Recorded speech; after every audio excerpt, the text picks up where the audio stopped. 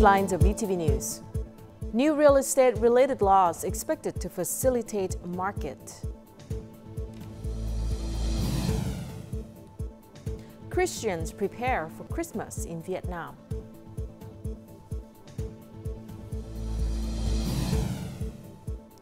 And later on in our world news, Israel vows to act against Houthis.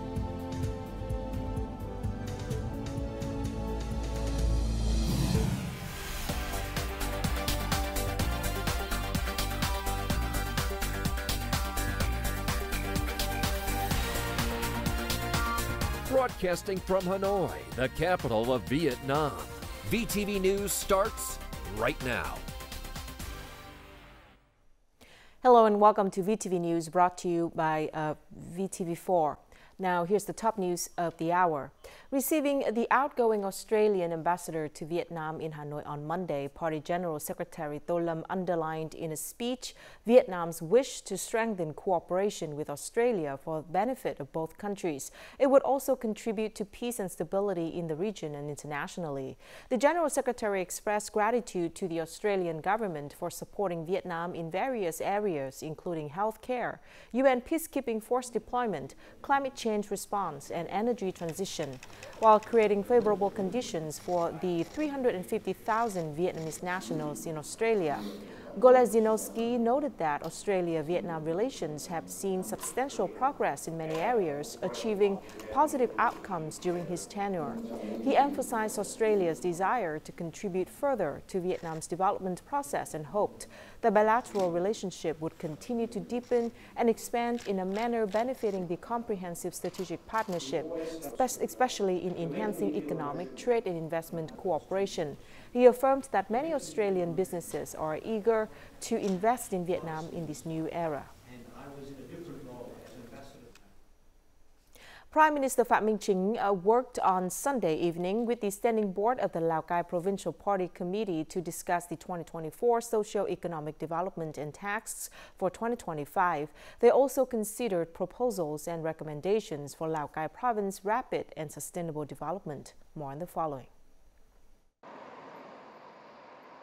On behalf of the government, the Prime Minister commended Lao Cai Province for its remarkable achievements in 2024, including an estimated GRDP growth of over 7%, a 100% disbursement rate of public investment capital, and budget revenue reaching nearly 140% of the assigned target.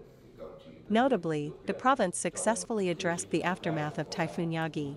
The Prime Minister requested that local authorities thoroughly grasp and effectively implement the resolutions of the 13th National Party Congress. New growth drivers, such as digital transformation, must be implemented robustly, strongly emphasizing developing initiatives like Governmental Project 06.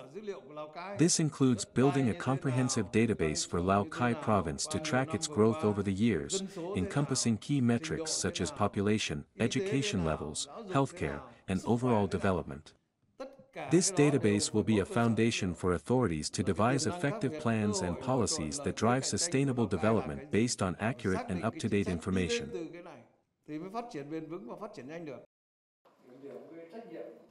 Resolution 11 of the Politburo, and the resolution of the Provincial Party Congress, requesting Lao Cai Province to mobilize development resources to attract and use investment capital. The government leader pointed out that the province must continue to complete interprovincial, national, and international traffic routes, eliminate temporary and dilapidated houses throughout the province, and build social housing projects. He also stated that the province must effectively carry out foreign affairs and boost economic development in association with the role of defense of the fatherland. Significant reforms in 3 key laws, land, real estate business, and housing legislation are being enforced. Promoting public, transparent, and clear information is critical in ensuring the real estate market develops sustainably. These laws, with more detailed and stringent regulations on transparency, have played a vital role in addressing market bottlenecks and challenges. Prices for apartments in major metropolitan areas have skyrocketed. This woman closely monitors market trends to find herself a home. She frequently checks project websites and real estate platforms to compare options, relying on these sources to make informed decisions. Recently, I noticed that the real estate market fluctuates, and prices are rising. I can't always rely on brokers, because I'm unsure if the information is trustworthy. Instead, I check multiple sources of real estate data. Many platforms now offer price history features. This way, I don't need to contact too many brokers to get information. A recent survey on consumer behavior in major cities revealed that 72% of respondents research real estate options on online platforms, and 60% discuss pricing using the same method. Although online databases that track rental and purchase transaction histories only cover a small segment of the market, the demand for transparency is growing rapidly. What's most important, in my opinion, are the groundbreaking, consumer-focused policies that people highly appreciate. These policies are designed to protect buyers and investors by setting clear regulations for developers. These measures make everything more transparent and reliable for everyone involved. A land management database already exists but lacks a comprehensive national scope. Creating a unified national database would provide public, transparent access, provide market updates on every land plot, and ensure fairness and informed decision-making. Experts agree that public and transparent disclosure of real estate information is essential for market stability. Establishing a comprehensive national land database is a priority, incorporating detailed data on planning, legal status, technical specifications, transaction history, and market fluctuations. Vietnam is projected to be one of the fastest growing economies in the East Asia Pacific region in both 2024 and 2025, according to the World Bank. The global lender noted that global inflation has cooled and central banks worldwide have shifted towards more accommodating monetary policies, including interest rate cuts. These factors have provided a favorable environment for Vietnam's export growth. As of mid-December, Vietnam's import-export turnover had reached over $745 billion, up 15% year-on-year. Foreign direct investment, or FDI, including registered, new and disbursed capital, has also risen. The World Bank has a positive outlook for Vietnam's growth in 2025, but cautions about potential external risks. The North Central Coastal Region serves as a key maritime gateway in Vietnam. It connects the East-West Economic Corridor with global shipping routes through major seaports and airports. By mid-December this year, the region achieved a growth rate exceeding 8.3%. This economic progress has been driven by institutional reforms to attract investment capital and accelerate public investment disbursement. More on the following. The north-central province of Thanh Hoa is the construction site of a 14-kilometer road connecting National Highway 1 and National Highway 45. The project, which cost approximately $55,000. The 1,042-meter-long bridge on this route is nearly finished. Our focus now is on accelerating project completion to ensure the route is operational by the Lunar New Year. By November, over 76% of the province's public investment had been disbursed, surpassing the national average. Timely capital allocation allowed site clearance and payments to be processed. The authorities focus on resolving project bottlenecks, particularly land-related issues, to achieve optimal disbursement outcomes in 2024. Nha Trang province has also been a standout performer, achieving record-breaking results in public investment disbursement and foreign direct investment attraction, with $1.7 billion, the highest rate in the province's history. To this point, the total investment of VTV Nha Trang and secondary investors has reached $3.1 billion. The province has implemented favorable policies and made efforts to improve infrastructure to facilitate investors. The province is shifting from large-scale investment attraction to a more focused, collaborative approach. The province commits to 5 readiness factors and its goal of achieving double-digit growth. The province aims to surpass $5 billion in total investment capital over the past 5 years by next year. By the end of November, Vietnam's rice export value had reached $5.3 billion, the highest level recorded. Over the past 10 years, Vietnam's rice export turnover and output have consistently increased. Previously known for selling low-grade rice, the industry now has businesses capable of producing high-quality rice varieties that meet market demand. After winning a contract to export 50,000 tons of fragrant rice to South Korea and preparing to launch its brand in Australia, this rice exporter's investment in quality has helped it conquer demanding markets and increase profits by 30%. We are committed to the 1 million hectare high-quality rice project to produce low-emission rice for global demand. Vietnam's year-round crop structure enables its rice to excel in both freshness and quality, attributes that continue to improve. This success helped the rice industry reach its target a month early. The industry is now shifting its export focus toward fragrant, premium quality rice. Vietnam exports over 9 million tons of high-value rice this year, with 85% being new varieties and 89% being high quality. Cultivating 1 million hectares of high-quality rice would boost its market position. Vietnam is developing a distinctive rice industry by focusing on fragrant, high-quality varieties. This strategy aims to establish Vietnamese rice as a premium brand through 2030. We will establish a system to monitor production standards, ensuring products can be traced and quality maintained consistently.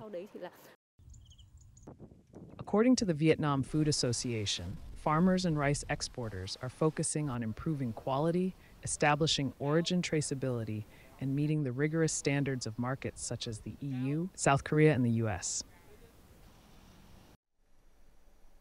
In 2024, Vietnam's economy is expected to grow by over 7%, placing it among the fastest-growing countries in the region and globally. A key driver of this growth is import-export, with total turnover reaching a new record of nearly $800 billion, a 15% increase from last year. A recent conference in Hanoi reported that Vietnam achieved its 9th consecutive annual trade surplus, totaling nearly $25 billion. Strengthening foreign exchange reserves and maintaining a stable macroeconomic environment. E-commerce revenue surpassed $25 billion, growing by 20% and accounting for 2/3 of the country's digital economy. Additionally, Vietnam's national brand value has exceeded $500 billion, ranking 32nd globally, contributing significantly to macroeconomic stability. The Center for Overseas Labor has announced the first recruitment of workers for the agricultural industry in Australia. Following the agreement between the governments of Vietnam and Australia, the first group of 30 workers will be hired to work in the meat processing sector. No administrative fees are required for participation in the program, and each worker will receive $300 Australian to cover the airfare from Vietnam to their workplace. For more details, please visit the website shown on the screen, collab.gov.vn.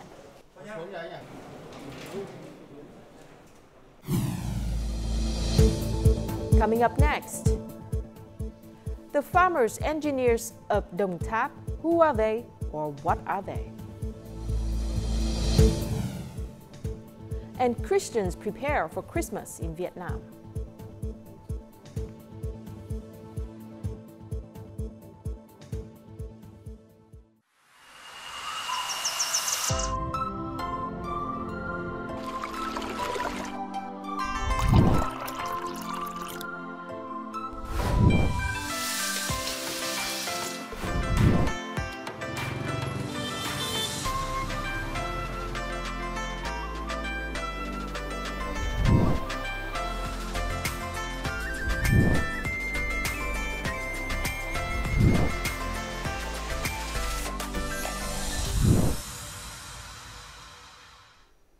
Welcome back to VTV News. At the closing ceremony of the National Tourism Year Điện Biên 2024, Deputy Prime Minister Hồ Đức Phước praised the event's achievements and urged Điện Biên province to focus on upgrading infrastructure and preserving and promoting its unique cultural values. He emphasized the importance of developing eco-tourism, cultural and historical tourism, and community tourism, while highlighting the need to enhance human resources, expand market development, and protect natural landscapes and the environment.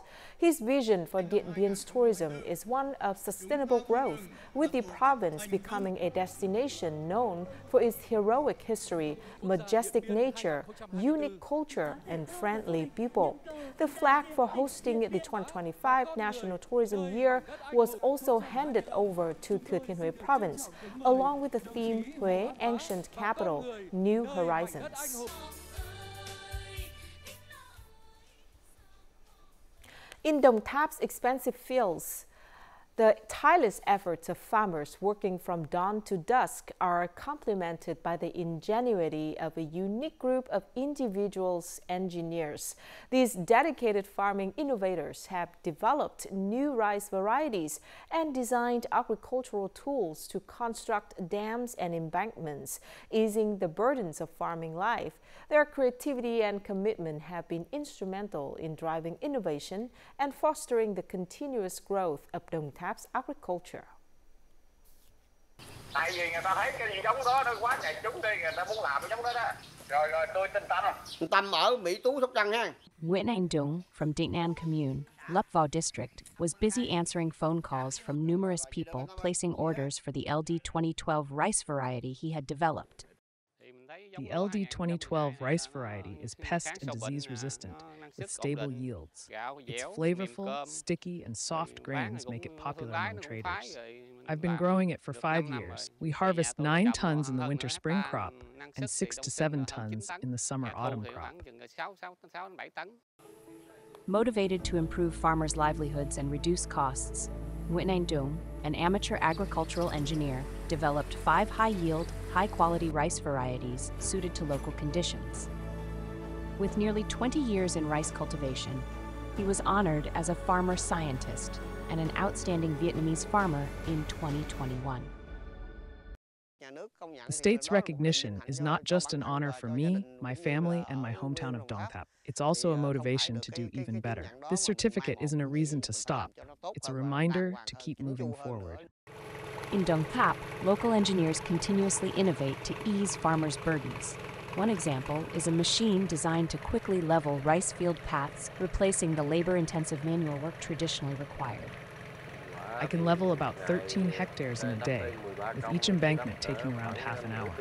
If I were to hire workers, it would take 10 people an entire day to finish the same task. Using the machine costs me $2 to level 1 kilometer of the rice field path, compared to about $15 to hire a worker. This machine levels 1 meter of rice field path in just 5 seconds and takes about 10 seconds for more challenging areas. Since introducing it to the market in 2020, I've continuously improved it, over 20 times so far. For me, this isn't just work, it's a passion. That's why I've been so attached to it until now.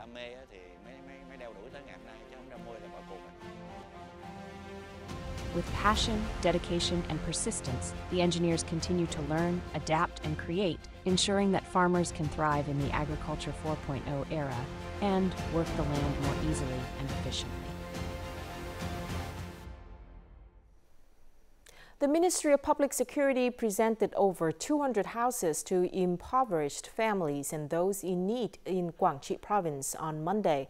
The ministry supported the construction of these homes in the mountainous district of Hướng Hóa and Đắk Rông, providing 50 million Vietnamese dongs for each house.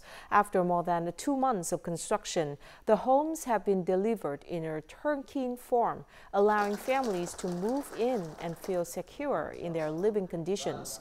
With their new homes, residents are now more confident in their ability to engage in productive labor, overcome difficulties, and actively participate in national security efforts.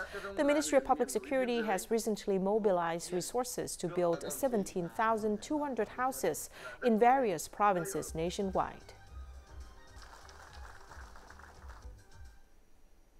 In response to Prime Minister Pham Minh Ching's order to speed up the eradication of temporary and dilapidated houses nationwide, authorities in Kon Tum province have mobilized resources and assigned tasks to all localities and related departments. The province aims to complete the government's goal by the end of 2025. Abon's family is now living in a new house. His family is no longer classified as a poor household. I'm thankful for the government's support, which changes our lives completely. Now we have a new house to live in. Each dilapidated house is replaced with the help of benefactors, local authorities, and financial support from the government and charitable organizations.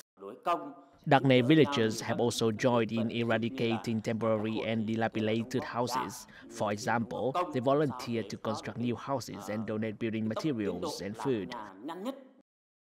Thanks to strong determination and solidarity between local authorities and residents, more than 1,350 temporary and dilapidated houses have been rebuilt and upgraded in Kon Tum province this year. This positive change reflects the Vietnamese people's strong solidarity and motivates people experiencing poverty to strive for a better life.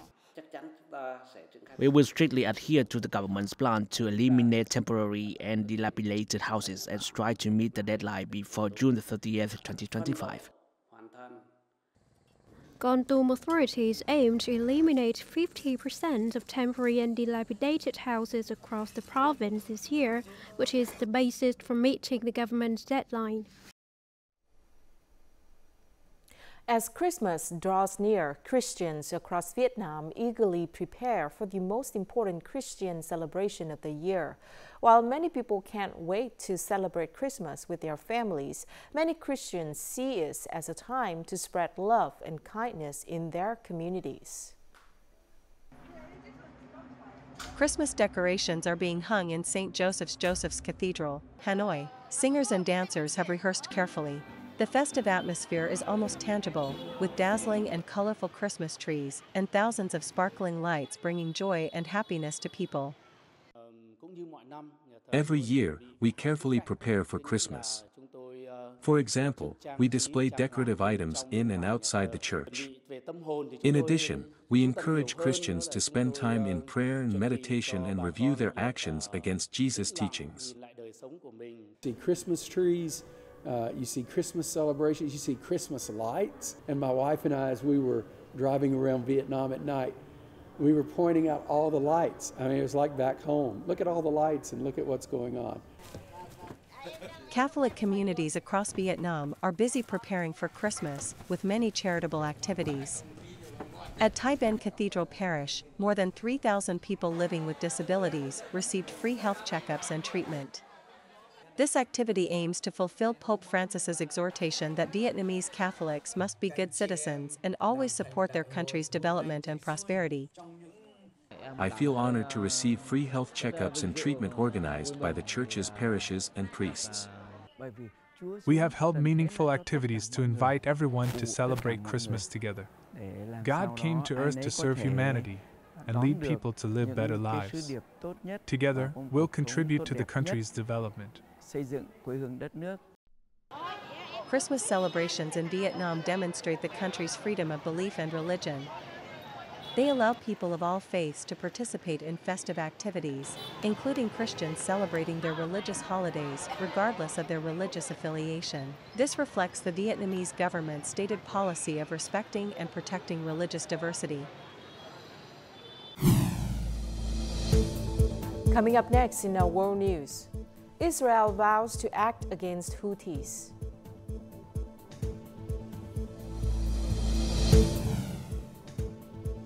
And Syria's defense ministry to be restructured.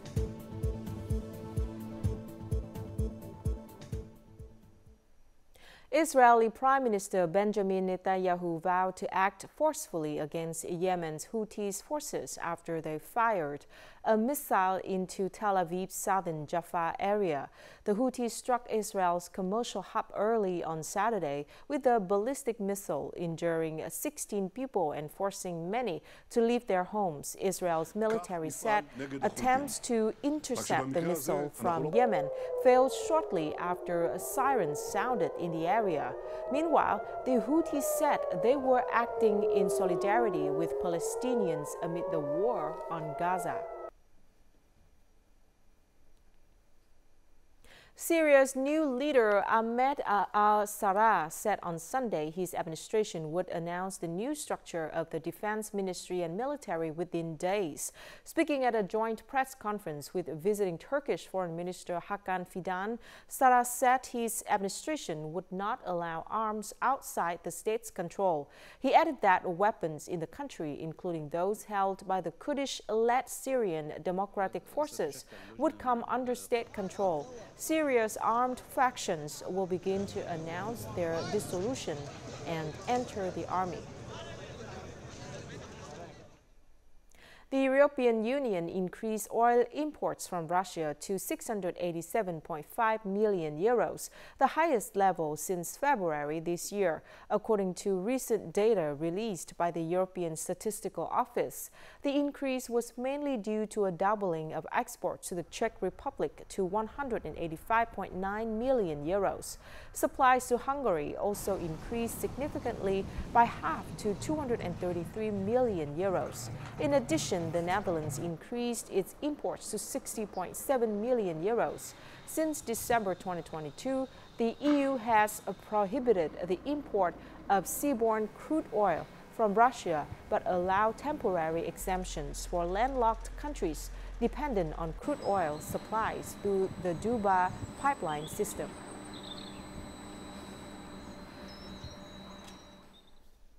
Beneath the Swedish capital lies an intricate web of underground train lines. More than 90 of the 100 stations in the 110 kilometers tunnel system, sometimes referred to as the world's longest art gallery, have been decorated with paintings, installations, mosaics, and sculptures by 150 artists in the 1950s. From cavernous halls painted in reds and oranges to full-room murals, rainbows and giant ears, Stockholm's underground rail network features unique works of public art.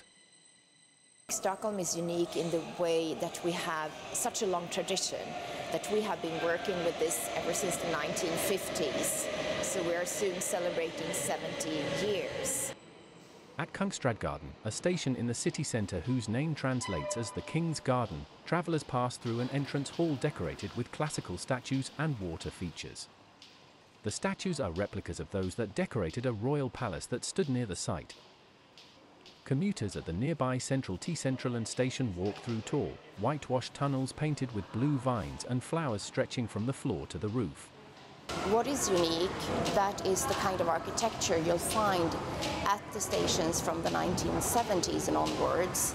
We call them the cave stations or the grotto stations, where the artists have been working very closely together with the architects to form not only, a piece of work, but the whole room. In 1957, the Stockholm Tunnel Rail began inviting artists to decorate its stations as a means of democratizing art. The art in the Stockholm subway has evolved into one of the world's longest art exhibitions. Its evolution from a mere transportation system to a vibrant art gallery reflects Stockholm's dedication to creativity and innovation. And now let's take a look at the weather forecast.